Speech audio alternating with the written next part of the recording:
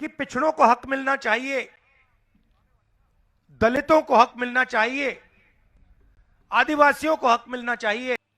दूर दूर से आपके रिपोर्टर्स आए हैं, कैमरामैन आए हैं, आपके मालिक हैं, पूरा सिस्टम है। इस सिस्टम में कितने आदिवासी पिछड़े, क्योंकि जो आंकड़े हमने निकाले थे 2011 में वो नरेंद्र मोदी ने पब्लिक नहीं किए, मगर कहा जाता है 50 से 55% पिछड़े वर्ग के लोग हैं, 15% दलित हैं, 8% आदिवासी हैं। कितने हुए बताओ? 50, 15 और 8 कितना हुआ? 73, 73। तो मैंने उनसे पूछा, भैया आप मुझे अब बताओ, अगर 73% को कुछ मिलेगा नहीं,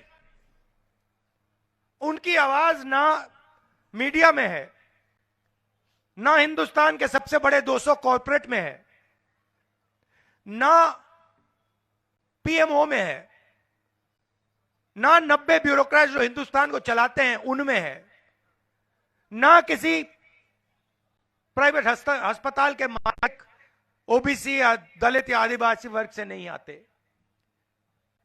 कोई स्कूल नहीं, कोई यूनिवर्सिटी नहीं जो इनके हाथों में है, तो भारत कैसे जुड़ सकता है? 73% को आप कुछ नहीं दे रहे हो, उनको भूखा मार रहे हो। तो सबसे पहले यह पता लगाना है भैया ये हैं कौन, कितने हैं, और इस देश में धन कैसे बटा है। मैं आपको बता सकता हूं कि 200 कॉर्पोरेट्स में से मैंने आंकड़े निकाले हैं, उनकी टॉप मैनेजमेंट में, उनके मालिकों के लिस्ट में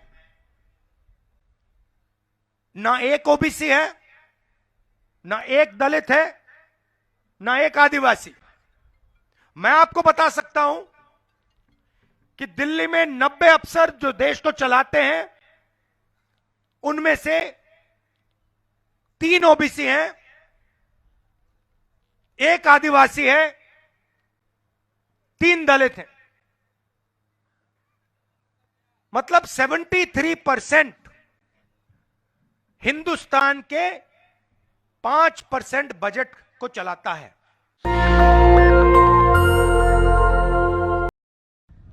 आप सबका यहां बहुत बहुत स्वागत, नमस्कार। कैसे हैं आप लोग? बढ़िया। तो 1 साल पहले हमने यात्रा शुरू की थी, भारत जोड़ो यात्रा। कन्याकुमारी से कश्मीर तक गए। वे शांत हो जाए आप।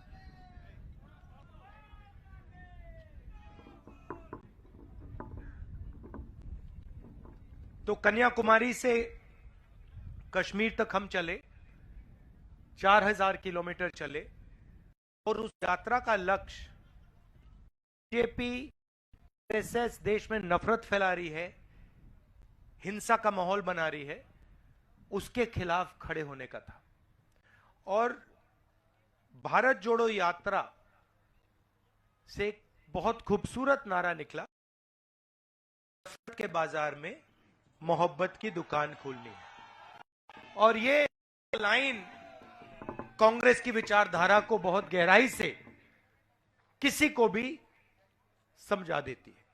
वो नफरत का बाजार खोलते हैं, हम मोहब्बत की दुकानें खोलते हैं। वो हिंसा के बाजार चलाते हैं, हम अहिंसा की दुकानें चलाते हैं। तो जब हमने ये यात्रा खत्म की तो बहुत सारे लोग आए, उड़ीसा से आए, छत्तीसगढ़ से आए, बंगाल से आए। उन्होंने कहा देखिए आपने साउथ से नॉर्थ कर दिया, मगर बाकी प्रदेशों का क्या होगा, छत्तीसगढ़ का क्या होगा, झारखंड का क्या होगा, बिहार का क्या होगा, उड़ीसा का क्या होगा, आपको दूसरी यात्रा करनी चाहिए। हम इस बात से सहमत हुए, बात एक्सेप्ट की, और मणिपुर से महाराष्ट्र तक हमने दूसरी भारत जोड़ो यात्रा शुरू की। और इसमें हमने एक शब्द जोड़ दिया, न्याय शब्द जोड़ दिया।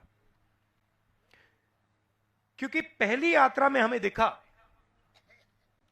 कि देश में बहुत सारा अन्याय हो रहा है, अलग अलग वर्गों के साथ अन्याय हो रहा है, भाषाओं के साथ अन्याय हो रहा है, प्रदेशों के साथ अन्याय हो रहा है, महिलाओं के साथ, किसानों के साथ, मजदूरों के साथ। और हमें पता लगा, साफ पता लगा कि अन्याय और नफरत और हिंसा के बीच में लिंक है। मतलब अन्याय के बिना हिंदुस्तान में नफरत और हिंसा नहीं फैलाई जा सकती। अन्याय होगा, लोगों के दिल में डर होगा, तो फिर बीजेपी हिंसा और नफरत फैला सकती है। तो ये इनका 2 पॉइंट प्रोग्राम है। इंदिरा जी का 10 पॉइंट प्रोग्राम होता था, 20 पॉइंट प्रोग्राम होता था, इनका 2 पॉइंट प्रोग्राम है। अन्याय बढ़ाओ, हिंसा और नफरत फैलाओ, ये करते हैं। तो इसलिए हमने दूसरी यात्रा में ये न्याय शब्द लगा दिया। किस प्रकार का न्याय? आर्थिक अन्याय। आज हिंदुस्तान में हमारे युवाओं को रोजगार नहीं मिलता। 40 साल से सबसे ज्यादा बेरोजगारी आज है। महंगाई बढ़ती जा रही है, पब्लिक सेक्टर यूनिट प्राइवेटाइज होते जा रहे हैं, आदिवासियों की जमीन छीनी जा रही है। तो यह हुआ आर्थिक अन्याय। दूसरा, सामाजिक अन्याय। कल उड़ीसा में मेरा प्रेस कॉन्फ्रेंस हुआ और एक पत्रकार ने मुझे पूछा, राहुल जी, आप जाति जनगणना की बात कर रहे हो, आप हर भाषण में कह रहे हो कि पिछड़ों को हक मिलना चाहिए, दलितों को हक मिलना चाहिए, आदिवासियों को हक मिलना चाहिए। क्या इससे देश नहीं बट रहा है? सवाल पूछा। तो मैंने इससे दूसरा सवाल पूछा। मैंने कहा, भैया आपका सवाल बहुत अच्छा है, जवाब देने से पहले मैं आपसे सवाल पूछना चाहता हूं, पूछ सकता हूं? कहते हैं, हां जी पूछिए। मैंने कहा, यह जो आपकी पूरी प्रेस कॉन्फ्रेंस है, दूर दूर से आपके रिपोर्टर्स आए हैं, कैमरामैन आए हैं, आपके मालिक हैं, पूरा सिस्टम है। इस सिस्टम में कितने आदिवासी पिछड़े? नेशनल मीडिया में कितने अखबारों के मालिक पिछड़े वर्ग के हैं? कितने मालिक दलित वर्ग के हैं? कितने मालिक आदिवासी वर्ग के हैं? मैंने उससे पूछा, चुप हो गया, एक शब्द नहीं बोल पाया। तो मैंने उनसे कहा, देखिए 50% कम से कम पिछड़े वर्ग के लोग हैं। किसी को मालूम नहीं, क्योंकि जो आंकड़े हमने निकाले थे 2011 में, वो नरेंद्र मोदी ने पब्लिक नहीं किए, मगर कहा जाता है 50 से 55% पिछड़े वर्ग के लोग हैं, 15% दलित हैं, 8% आदिवासी हैं। कितने हुए बताओ? 50, 15 और 8 कितना हुआ? 73, 73। तो मैंने उनसे पूछा, भैया आप मुझे अब बताओ, अगर 73% को कुछ मिलेगा नहीं,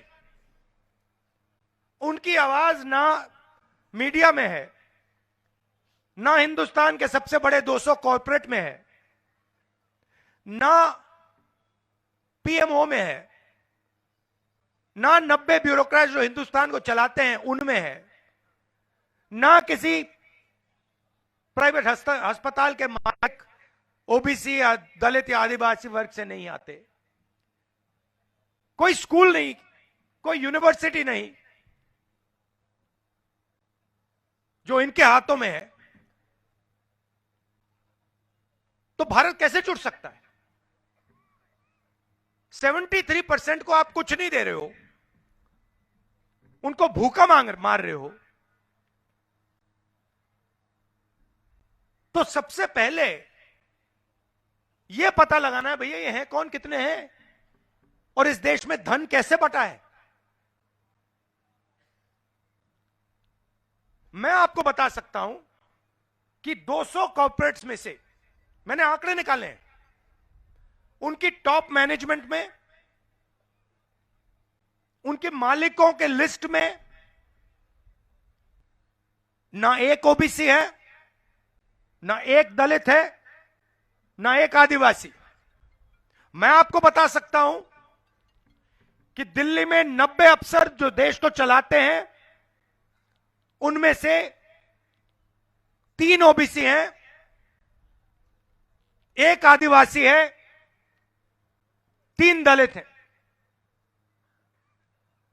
मतलब 73% हिंदुस्तान के 5% बजट को चलाता है। उसके बाद जर्नलिस्ट चुप हो गया। अब इसमें मैं एक और बात जोड़ना चाहता हूं। 73% ये हुए, उसमें गरीब जनरल कास्ट के भी लोग हैं। यह नहीं है कि इस देश में गरीब जनरल कास्ट के लोग नहीं हैं, वो भी आपको नहीं मिलेंगे। अदानी जी की कंपनी में जाइए, मुझे दिखा दीजिए कौन सा गरीब व्यक्ति, जनरल कास्ट का गरीब व्यक्ति उसमें घुस सकता है। मुझे दिखा दीजिए कौन सा ओबीसी बैठा है वहां पे, कौन सा दलित बैठा है, कौन सा आदिवासी बैठा है, मुझे बता दीजिए। जिस दिन मुझे दिख जाएंगे, मैं जाति जनगणना नहीं मांगूंगा। उस दिन तक मैं जाति जनगणना करवा के दिखाऊंगा। अब मोदी जी कहते हैं, अब मजे की बात सुनो, मोदी जी कहते हैं कि कांग्रेस पार्टी का एक नेता जाति जनगणना की बात उठा रहा है।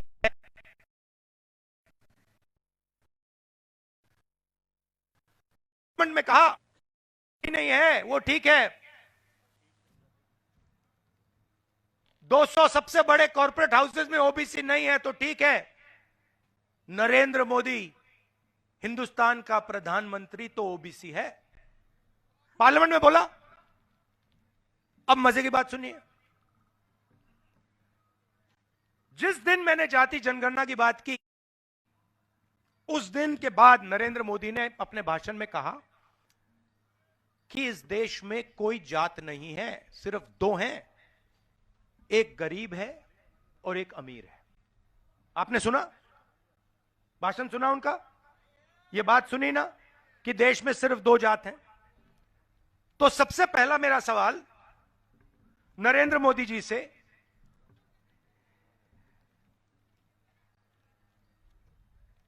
अगर सिर्फ अमीर और गरीब जाते हैं हिंदुस्तान में, तो आप ओबीसी कैसे बन गए? और दूसरा सवाल, और भाइयों और बहनों यह सच है, नरेंद्र मोदी जी ओबीसी पैदा नहीं हुए। ओबीसी नरेंद्र मोदी जी की जात है, मेरे पास यहां पे फोन पे नोट है, मैं अभी ये पढ़ता हूं। नरेंद्र मोदी जी की जो जात है वो मोद घांची जात है गुजरात में, ठीक है।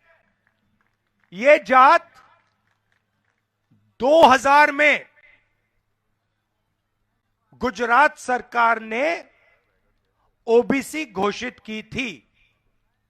आपके प्रधानमंत्री ओबीसी जात के नहीं थे।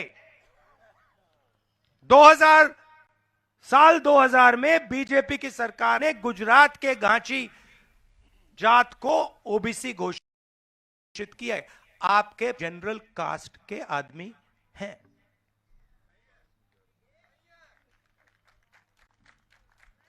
ठीक है, तो ये 24 घंटा कहते हैं, सुनिए, ये 24 घंटा कहते हैं मैं ओबीसी हूं। नरेंद्र मोदी जी, आप ओबीसी नहीं हैं, आप जनरल कास्ट के हैं। आपकी जात को ओबीसी 2000 में बनाया गया, पहली बात। दूसरी बात, इस देश में दो जातें नहीं हैं। इस देश में अलग अलग हजारों जात हैं, और हम जानना चाहते हैं कौन सी जात के कितने लोग हैं। इसीलिए जाति जनगणना करनी है। इसी सामाजिक न्याय का पहला कदम है, और यह कांग्रेस छोड़ने वाली नहीं है। हम इस बात को एक्सेप्ट नहीं करेंगे कि देश के 73% दलित, ओबीसी, आदिवासी को इस देश में कुछ नहीं मिल रहा है। वो ना कॉर्पोरेट हाउसेस में दिखते हैं, ना बड़ी कंपनियों में दिखते हैं, ना मीडिया में दिखते हैं। इस बात को हम स्वीकार नहीं करेंगे। यह मैसेज भारत जोड़ो यात्रा का है। इसमें न्याय हमने इसलिए जोड़ा है। 3 और तरीके के अन्याय हो रहे हैं। एक, दूसरा महिलाओं के खिलाफ, और तीसरा हमारे जो लेबर करते हैं, श्रमिक लोग जो हैं, उनके खिलाफ। और आर्थिक और सामाजिक न्याय सबको चोट पहुंचाता है। आपके यहां जो बच्चे हैं जो बेरोजगार हैं, बेरोजगार क्यों हैं? क्योंकि अदानी जी को देश की पूरी पूंजी पकड़ाई जा रही है, एक के बाद एक। एयरपोर्ट, पोर्ट्स, इंफ्रास्ट्रक्चर, सड़कें, सारा का सारा माल उनको दिया जा रहा है। ये आपका है, आपकी पूंजी है, आपके बच्चों का भविष्य है ये। और नरेंद्र मोदी जी 24 घंटा एक ही व्यक्ति को पूरा का पूरा आपका धन पकड़ा रहा है। आपसे, आप जीएसटी देते हो, आपकी जेब से निकलता है, सीधा उनकी जेब में जाता है। तो यह है भारत जोड़ो न्याय यात्रा का लक्ष्य। आप सब यहां आए, दिल से आपने मेरी बात सुनी, इसके लिए मैं आपको धन्यवाद करता हूं। आने वाले दिनों में 7-8 घंटे हम एक साथ रहेंगे, चलेंगे। नेशनल दस्तक की आपसे गुजारिश है कि अगर इसको बचाना चाहते हैं तो नेशनल दस्तक को सब्सक्राइब करने के लिए रेड कलर के सब्सक्राइब बटन को दबाएं, फिर बेल आइकन की घंटी दबाएं। नेशनल दस्तक को बचाने के लिए बहुत जरूरी है कि हर खबर को शेयर करें, लाइक करें, कमेंट जरूर करें।